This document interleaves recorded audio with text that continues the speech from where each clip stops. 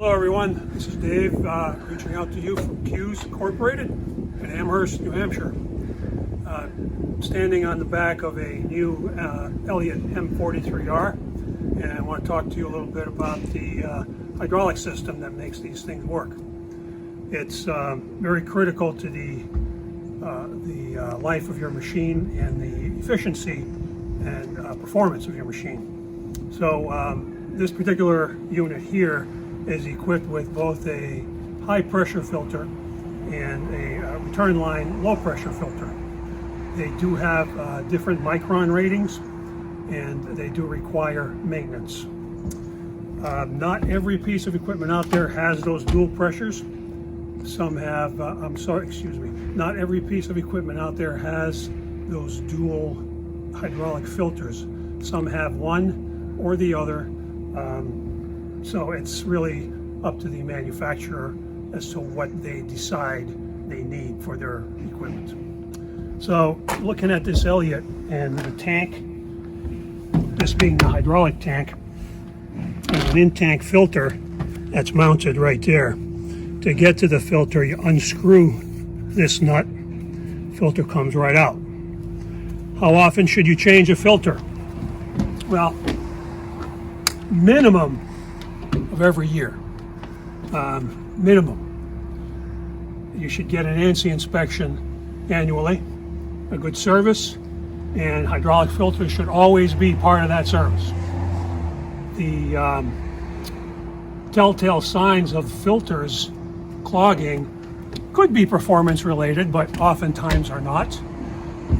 But most of them have a back pressure gauge on the filter. And what you're looking at here, all it is, it measures the pressure going into the filter versus the pressure coming out.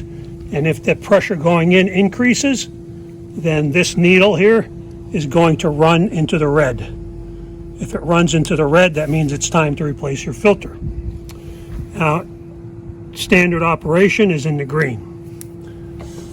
You also have to keep in mind a couple of things that would affect this going from green to red are temperature. If it's extremely cold out and you fire up your truck and engage the PTO, the oil is very thick and it's just naturally going to create back pressure.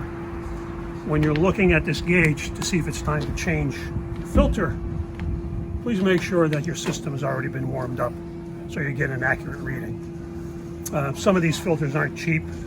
The return filter is not bad, but the high pressure filter is very expensive, and you don't want to change it for nothing. So that's the return line filter. If you follow me over here, we have a high pressure filter on this side of the truck, and it works essentially the same way, but it's on the high pressure side and not on the return side.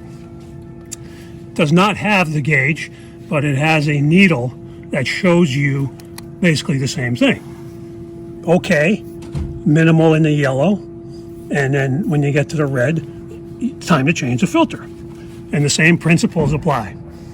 Let your system warm up before you take a reading on that meter.